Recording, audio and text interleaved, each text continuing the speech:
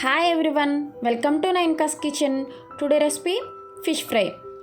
ఈజీగా ఇంట్లోనే క్రంచీగా ఫిష్ ఫ్రై ఎలా చేయాలో ఈరోజు మీకు చూపించబోతున్నాను.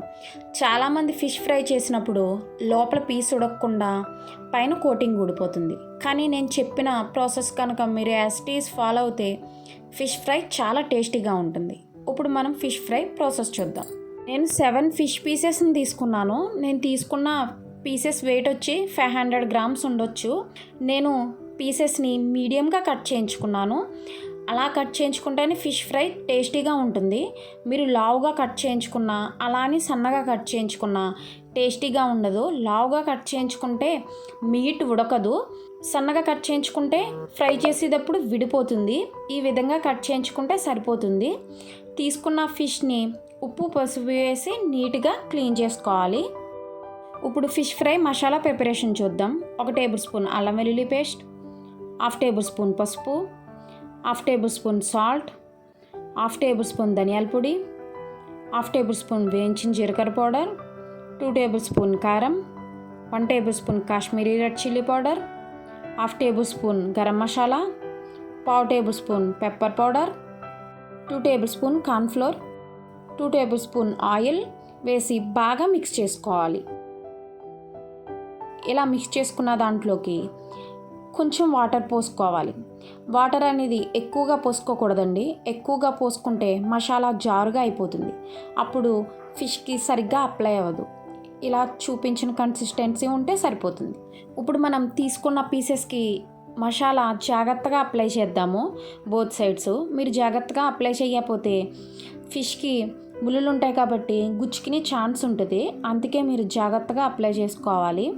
నేను ఇందులో కాశ్మీరీ రెడ్ చిల్లీ పౌడర్ వేసాను. మీకు కాశ్మీరీ రెడ్ చిల్లీ పౌడర్ అవైలబుల్గా లేకపోతే కొంచెం రెడ్ ఫుడ్ కలర్ కూడా వేసుకోవచ్చు. అప్పుడు ఫ్రై మంచి కలర్ వస్తుంది. కార్న్ఫ్లోర్ వేయడం వల్ల కోటింగు ఫిష్కి బాగా పట్టి చాలా టేస్టీగా క్రిస్పీగా ఉంటుంది ఫిష్ ఫ్రై.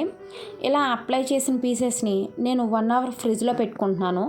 మీకు టైం కనుక లేకపోతే ఒక 1/2 అవర్ కూడా ఫ్రిడ్జ్లో పెట్టుకోవచ్చు. 1 అవర్ తర్వాత ఫిష్ పీసెస్ని బయట పెట్టి 15 మినిట్స్ అలా ఉంచేయాలి, కూలింగ్ పోయేంత వరకు. కూలింగ్ పోయిన తర్వాతే ఫ్రై చేసుకుంటేనే ఫిష్ ఫ్రై క్రిస్పీగా ఉంటుంది.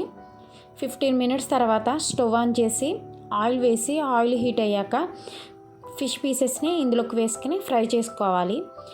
ఆయిల్ అనేది ఎక్కువ వేసుకోవాల్సిన అవసరం లేదండి. ఫిష్ పీసెస్ ములిగేంత వరకు వేసుకుంటే సరిపోతుంది.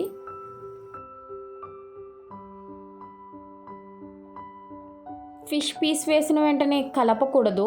ఒకవేళ మీరు కనుక కలిపితే పీస్కున్న కోటింగ్ అనేది ఊడిపోతుంది అండ్ క్రిస్పీగా కూడా ఉండదు. ఇలా ఒక 4 మినిట్స్ ఫ్రై అయిన తర్వాత బోత్ సైడ్ కలుపుకుంటూ ఫ్రై చేసుకోవాలి. ఆయిల్ అనేది పీస్ ములిగేంత వరకు వేసుకుంటే సరిపోతుంది. ఒక్కసారి యూజ్ చేసిన ఆయిల్ ఇంకొకసారి యూజ్ చేసుకుంటే హెల్త్కి అంత మంచిది కాదు. అది యూజ్ చేయకూడదు. బోత్ సైడ్ కలుపుకుంటూ 5 మినిట్స్ ఫ్రై చేసుకుంటే క్రిస్పీ ఫిష్ ఫ్రై ఇంట్లోనే ఈజీగా రెడీ అయిపోతుంది.